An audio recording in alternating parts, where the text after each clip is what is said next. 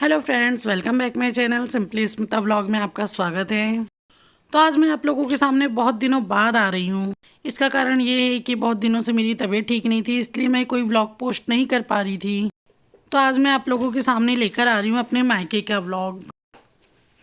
तो बस हम लोग घर के लिए निकलने ही वाले थे, उतने में पापा हमें बोलते हैं कि साइड में ही सरसों का खेत है, यहाँ पे बहुत सारे लोग रील्स बनाने आते हैं। तो मैंने भी सोचा क्यों ना हम लोग भी जाके ट्राई कर लें, कुछ रील्स बना ली।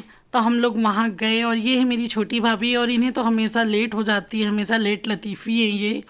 और हम लोग अब जा रहे हैं खेत में, बस थोड़ी ही दूर में, रोड के किनारे ही लगा हुआ है वो खेत। और ये जो बाड़ी दिख रही है ना, ये मेरी भाभी के मायके की बाड़ी है। यहाँ पे सभी के घरों में बाड़ी लगी हुई है, जिसमें लहसुन पत्ते, प्याज पत्ते और बहुत सारी चीज़ें लगी हुई है।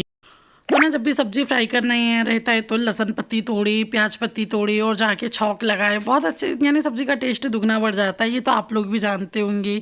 और हम लोग बस पहुंच ही गए हैं सरसों के खेत में। ये छोटा भाई है और ये भाभी दौड़ते हुए जा रही हैं। और यहाँ पे इतनी ऊंची नीची जगह है कि मुझे चलने में बहुत ज़्यादा प्रॉब्लम हो रही थी, लेकिन मुझे रील्स बनाने का इतना शौक़ था कि मैं बहुत रिस्की जगह में गई और मैंने रील्स भी बनाई। अगर आपको वो रील्स देखना है तो आप मेरे इंस्टाग्राम में जाके देख सकते हैं, उसकी लिंक मैंने डिस्क्रिप्शन में दिया हुआ है। और आप मेरे इंस्टाग्राम में जाके ज़रूर विज़िट कीजिए और मुझे फॉलो ज़रूर कीजिए। तो यहाँ पे भाभी लोगों ने रील्स बनाना स्टार्ट कर दिया है और मैं यहाँ धीरे धीरे जा रही हूँ। इन्होंने पहले से ही गाना सोच के रखा हुआ था कि ये कौन से गाने पे रील्स बनाएंगे, और मैंने भी पहले से ही सोच के रखा था कि दिल वाले दुल्हनिया ले जाएंगे, उस गाने पे आज मैं इन्हें ज़बरदस्ती पकड़ के ले गई हूँ और मैंने रील्स बनाया है। और ये कॉर्नर में जो अभी येलो साड़ी में दिखे वो मेरी बड़ी भाभी हैं, उनका भी नंबर बस आने ही वाला है, क्योंकि जब भी मैं मायके जाती हूँ तो सभी लोगों के साथ रील्स बनाती हूँ।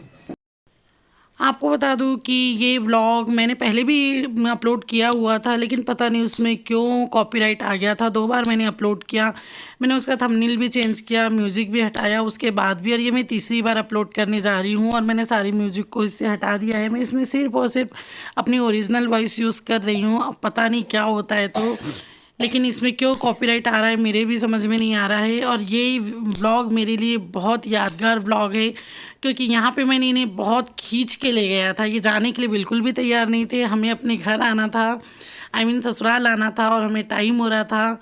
और मैंने इनसे शर्त लगाई थी, अगर तुम मेरे साथ नहीं चलोगे तो मैं तुम्हारे साथ नहीं चलूँगी। तो इन्हें आना पड़ा मेरे साथ रील्स बनाने के लिए। हाँ, वैसे ये थोड़े शर्मीले स्वभाव के हैं, लेकिन मुझे इनकी स्माइल बहुत अच्छी लगती है। ये मेरे साथ व्लॉग में आ जाते हैं, रील्स में आ जाते हैं और हंस देते हैं, मेरे लिए इतना ही काफ़ी है।